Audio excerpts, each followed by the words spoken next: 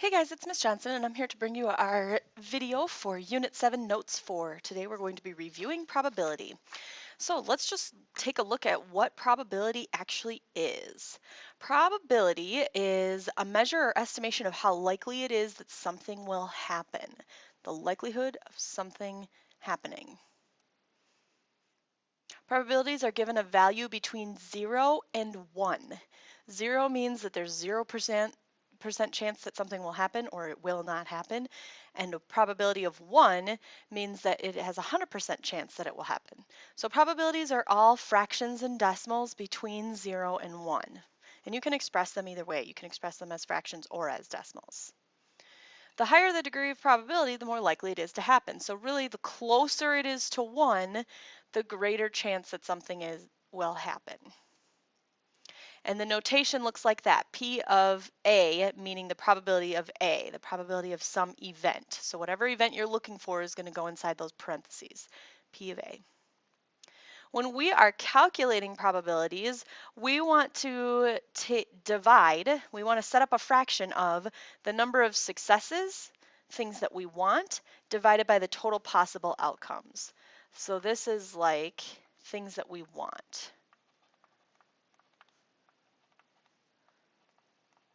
And this is out of the total.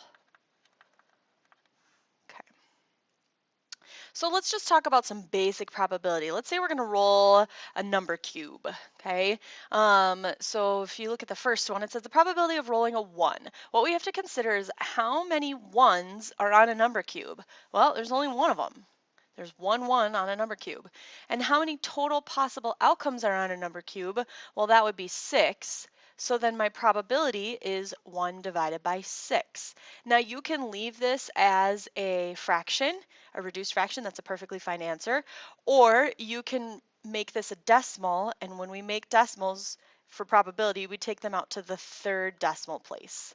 So this decimal looked like this, 0.16666, and it kept going. So if I want to round to the third decimal place, that means I'm cutting it off there. I look at what's behind the 6 to decide what to do with the number in front of it. 6 tells me to round up, so I make it 0.167. Okay, now either one of these is going to be a fine answer. As we get throughout this unit, it's probably going to be easier just to find the decimal because you're going to be working with some bigger fractions that are going to be harder to reduce. So let's look at the next one, probability of rolling a 2 or 3. 2 or 3, so there's 1 2 and there's 1 3, which means that there are 2 successes. There's still 6 total outcomes, so that would be 2 out of 6. Now, if you left that, I might take a point off on a quiz because it's not a reduced fraction. This isn't how you would see it on the MCA or ACT, so I need to change that to a reduced fraction, which would be 1/3, or again, make it a decimal, 0.333. And remember, anytime you're rounding, that decimal becomes an approximation, which is why I put approximately equal to. So rolling an even number. So think about the even numbers. Even numbers on a die are 2, 4, and 6. So there are 3 of them. There's 3 even numbers on a die. There's still 6 total. 3 out of 6 is the same thing as 1/2, which is the same thing as 0.5. And again, I either reduce the fraction or make the decimal. Rolling a number more than 2. So if I think about the numbers that are more than 2, I'm thinking of 3, 4, 5, and 6.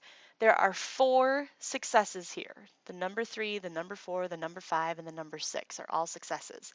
There's 6 total still, so that's 4 out of 6, which is the same thing as 2/3 for my reduced fraction. That's what I would see on a test possibly, or the decimal of 0.667. After I round it. Rolling a prime number, well, let's revisit the concept of prime numbers. Prime numbers are numbers that have factors, only 2 factors, which are 1 and itself.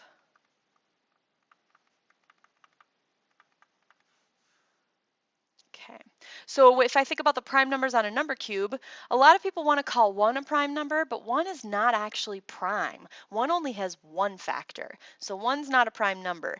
2 is a prime number. 3 is a prime number. 4 is not, because 4 has 1 and 4, but it also has a factor of 2. 4 is divisible by 2. 5 is a prime number, but 6 is not because it has 1 and 6, but it also has 2 and 3. So 4 and 6 are what we call composite numbers. They have more factors than just 2, but 2, 3, and 5 are prime. So that means there are 3 successes, still 6 total. 3 out of 6 is a half, or 0.5, either way. All right, so then let's talk about decks of cards. Now we're going to be using decks of cards throughout this whole probability unit, so we wanted to make sure that you guys were all kind of clear on what the makeup of a deck of cards is. And some people don't play cards very often, so you may not know. This is what a deck of cards looks like, okay? There are 4 suits, and there are 13 different types. There's an ace, then 2, 3, 4, 5, 6, 7, 8, 9, 10, and then a jack, a queen, and a king. So these are the ones that we call numbered cards. These are the ones that we call face cards because they literally have faces on them. And these are what we call suits. Okay, so there's 13 cards per suit. There's 4 cards of each type because, for example, and then ace is its own entity. Ace is its own individual thing. But if you're looking at an ace, you have an ace of clubs, an ace of diamonds, an ace of hearts, and an ace of spades. So there's 4 cards of each type. Okay. So then there are 12 face cards. Okay, because there are 3 different face cards in each of 4 suits. 3 times 4, so that's 3 times 4, which gives me the 12. And then there's 36 numbered cards. There's 9 per suit, a 2, a 3, a 4, a 5, a 6, a 7, an 8, a 9, and a 10. So 1, 2, 3, 4, 5, 6, 7, 8, 9. Sometimes ace is considered to have a value of 1, but since it doesn't actually have a 1 on it, it is not considered a numbered card. So we call the numbered cards 2 through 10, and then we have 4 suits, so that's 9 times 4, which is 36. That's where I get the 36 numbered cards. Okay. And then red and black, 2 of the suits are black, clubs are black and spades are black, and hearts are red and diamonds are red. So the cards are literally cut in half. 26 are black and 26 are red. Okay, so if we think about filling in that table, you may have already gotten that table filled in, but, oh no, I'm sorry, this is our probability with cards. So hopefully you got that table filled in and figured out what needed to be in each one. So there's 13 cards per suit, 4 of each type, 52 cards in the whole deck. That might be one that I didn't mention yet. So 52 cards in the whole deck, 12 face cards, the number cards, there's 36, and there's 26 of each red and black. So let's just talk about some probability with cards. I want to look at the probability of getting a spade. So if I'm getting a spade, reaching into a deck and seeing if I'll get a spade, there are 13 different successes because there's 13 different spades in the deck. There's 52 total cards, so that's 13 out of 52. I can reduce that fraction, which is 1/4, and that also gives me 0.25 as a decimal. So either 1/4 or 0.25 would be a fine answer there. An ace. So if I'm looking at getting an ace, there's 4 aces. There's an ace in each suit. There's still 52 total cards. 4 out of 52 is the same thing as 1 out of 13. And 1 out of 13 is about 0.077 once I round out to that 3rd decimal place. Probability of a red card. Red card, there's 26. There's 52 total. 26 out of 52 is the same thing as 1/2. And it makes sense because half the cards are red, half the cards are black. So you have 50% chance of getting a red card. Jack of clubs. Jack of clubs. Now that's a very specific card. That's one value, face value that we're looking at, and one suit that we're looking at. There are only 1 Jack of clubs in the whole deck. So 1 out of 52, this is going to be a really small probability here. There's no way to reduce that fraction because I already have a 1 on the top, but my decimal is going to look like 0.019 after I round it. And then the probability of getting a face card, there are 12 face cards, 52 cards total. 12 out of 52 is the same thing as 3 out of 13 as a reduced fraction. And that is also 0.231. All right, so that's a basic makeup of a deck of cards there. Okay, let's talk about complement probabilities. So complement probabilities are probabilities that add to 1.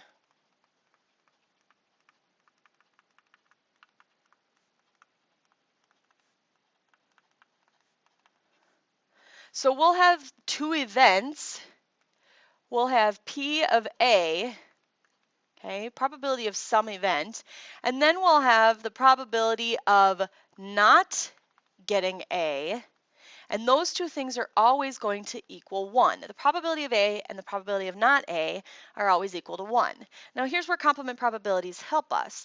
Oftentimes it's easier to find this, but maybe you're asked to find the probability of it not happening. So if you know the probability of it happening, you can take 1 and subtract to get the probability of it not happening. Okay, so complement probabilities are something and something not happening, something happening, something not happening, equal to 1. Add them together, they always equal 1. Okay, so let's just do a few more examples here. In number 1, it says you have a bag with 3 red marbles, 2 green marbles, and 5 blue marbles. What is the probability of randomly grabbing a blue marble? So you want, for if I'm thinking of number of successes out of total, that means I want blue out of total. Okay, because those are my successes. The question is, what's the probability of randomly grabbing a blue? So then I need to know how many blue are there? Well, you're told there are 5. And I also need to know how many total. 3, 4, 5, 6, 7, 8, 9, 10. So 5 out of 10, same thing as 1/2, same thing as 0.5. Either one of these is a perfectly fine answer. So that would be that. And number 2, it says you decide you want to read Harry Potter. You go to your bookshelf and randomly pick one of the 7 total books. What is the probability that you do not choose the first book in the series? Okay, so we're told that there are 7. On your paper, it tells you that there are 7 of them. So what's the probability that you do not choose the first book in the series? Well, we need to think about how many first books are there. Well, there's only going to be one first book in the series. So then that means the probability of not getting the first book would be 7 minus 1. So we could call that P of not A is 7 minus 1, which is 6. So I have a 6 out of 7, because there's 7 total, chance, 6/7 of a chance of getting that. The decimal here would be 0.857. When I typed that into my calculator, I got 0.8571428.5, and it kept going. I use the number behind the third digit, so the 4th digit, to decide what to do with the third. And since 1 tells me to keep it the same, I kept it the same. Then I need a bowl that contains 2 green, 10 blue, and 8 red stones. If 2 stones are chosen at random from the bowl, what is the probability that it is not green? Not green. So I'm looking for not green.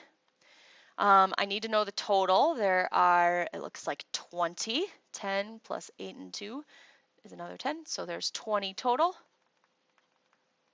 Okay. There are 2 green, which means 20 minus 2, there are 18 not green. There's that complement probability right there.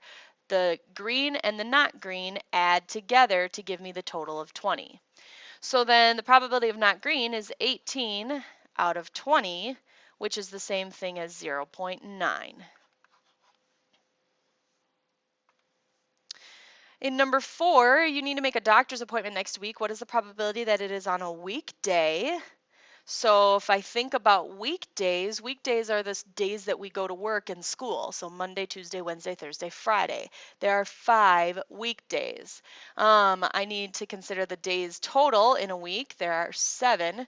So my probability, my number of successes is 5 out of 7.